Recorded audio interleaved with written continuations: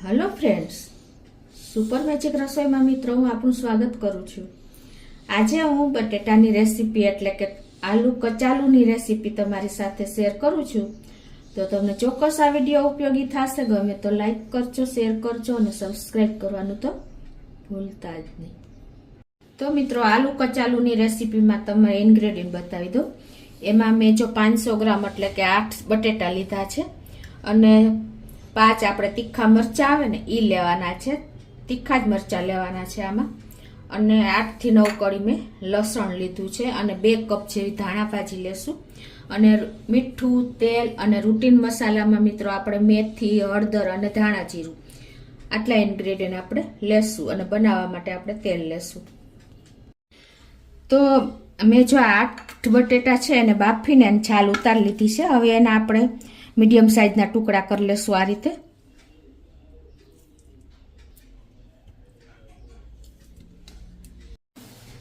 તો જો આ રીતે આપણે બટેટા બાફીને એકદમ મીડિયમ સાઈઝના પીસ કરી લીધા છે છાલ ઉતારીને। જો એકદમ સરસ આવડા જ, બહુ નાના નથી કરવાના।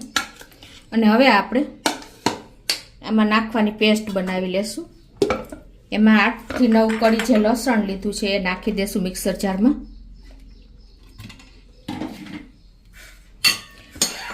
અને આ 5 મરચા લીધા છે, તીખા મરચા લીધા છે, એને પણ આપણે આ રીતે કટકા કરીને નાખી દેશું। મરચા નાખ્યા પછી આપણે આ 2 કપ જેવી ધાણા ભાજી લીધી છે એ પણ આમાં નાખી દેશું।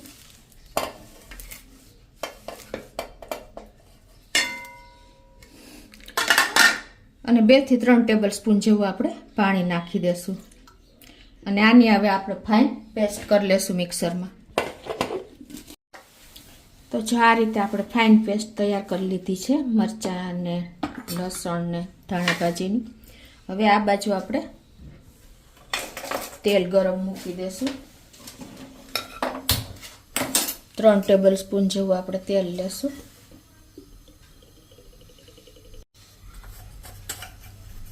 હવે એમાં આપણે 1/4 ટીસ્પૂન જેવી આપણે મેથી નાખી દેશું, આખી મેથી।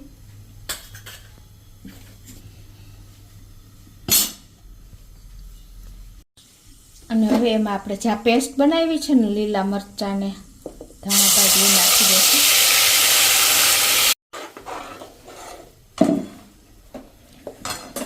અને હવે આમાં આપણે 1/3 ટીસ્પૂન જેવી હળદર નાખી દેશું।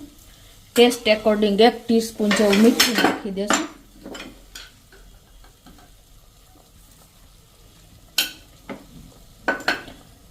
અને અડધી ટીસ્પૂન જેવું ધાણા જીરું નાખી દેશું। અને આને હવે આપણે કૂક થવા દેશું, તેલ છૂટું પડે ને ત્યાં સુધી। આ રીતે જો આપણે સ્લો ફ્લેમ ઉપર 2 થી 3 મિનિટ પકવવાનું છે। તો 3 મિનિટ થઈ ગઈ છે અને જો આપણે તેલ પણ છૂટું પડી ગયું છે। હવે આ સ્ટેજે આપણે આ જે બાફેલા બટેટાના પીસ કર્યા છે ને એ નાખી દેશું અને એક સરસ મિક્સ કરી લેશું આપણે।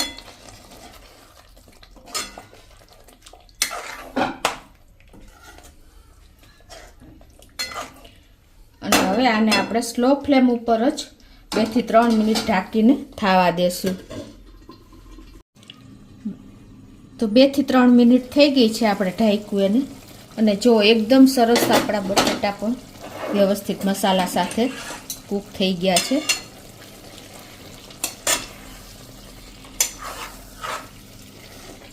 તો હવે આપણે ગેસ બંધ કરી દેશું અને સર્વ કરી લેશું। આ રીતે એકદમ કોટિંગ થઈ જાય ને ત્યાં સુધી આપણે રાખવાના છે।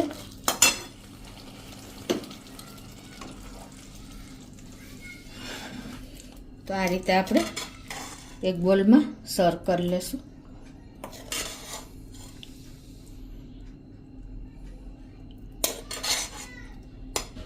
મિત્રો આ રીતે તમે આલુ કચાલું બનાવશો ને તો બાળકોથી માંડીને વડીલો હોશે આ આંગળા ચાટતા રહી જશે, એટલા ટેસ્ટી થાય છે અને ટાઈમ પણ નથી લાગતો બનાવતા।